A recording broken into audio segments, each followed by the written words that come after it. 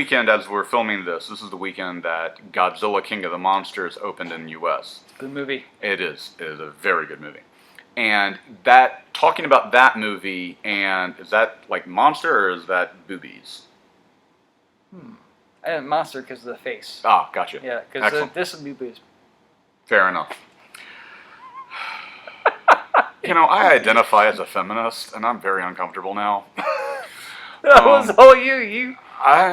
Yes, I know you were talking about. You set me up. You were talking about the birds. I understand. Yes, I'm talking about the birds. Sure. Don't squeeze them; they'll peck you.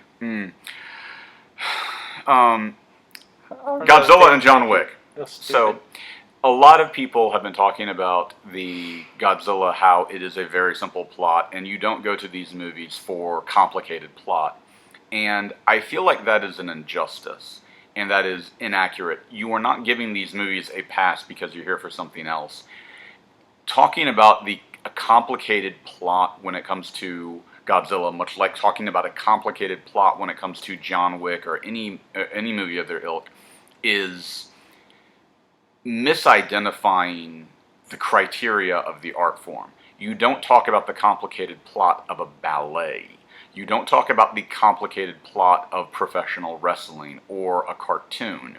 It's a complicated plot in professional wrestling? Yeah, there can be. There have been a couple. Okay. But that's an unfair standard to hold it to because you're not there for that. And it's not because you're lowering your standards so you can see a giant lizard stomp on a city or so you can see Kung Fu Madman shooting everybody.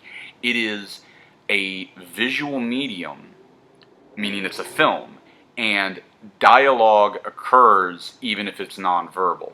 The fight scenes you see in John Wick are their own story, are their own narratives. Yep. And to pretend that a narrative only occurs through dialogue is to rob yourself of the ability to really enjoy these masterful tales that are being told. Take away the rest of the movie and just watch one fight of John Wick, and you will see a single character who is struggling against odds and using creativity and resourcefulness to address the issue. You will see a story told in these fight scenes, and that is the narrative complexity. It's not subpar to, say, West Wing, for example. The narrative is not lacking there. It is being told through a different type of dialogue. It is being told through action. And to pretend John Wick somehow has a less complicated or less deserving plot than, say, the Godfather movies, which I'm sorry. Honestly, body language is a language. Yes. Okay, you can tell an entire story just on, how you're acting. And so there are different levels. You can't compare something in a different context. I can't. It's the same with martial arts. I can't apply something that has a square peg and cram it into a round hole. It just doesn't work.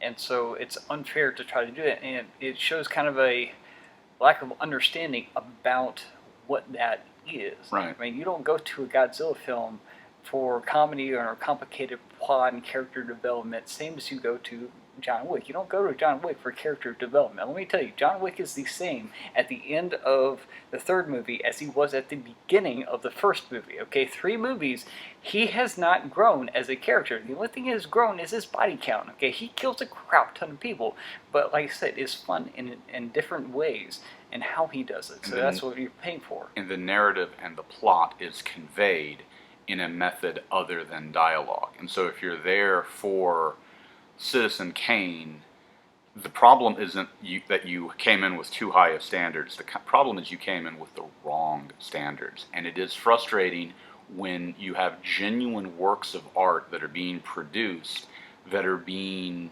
judged unfairly. It's like judging a chess match by a football game. That's just not, you're wrong. They haven't tackled him yet. Yeah. I don't know why.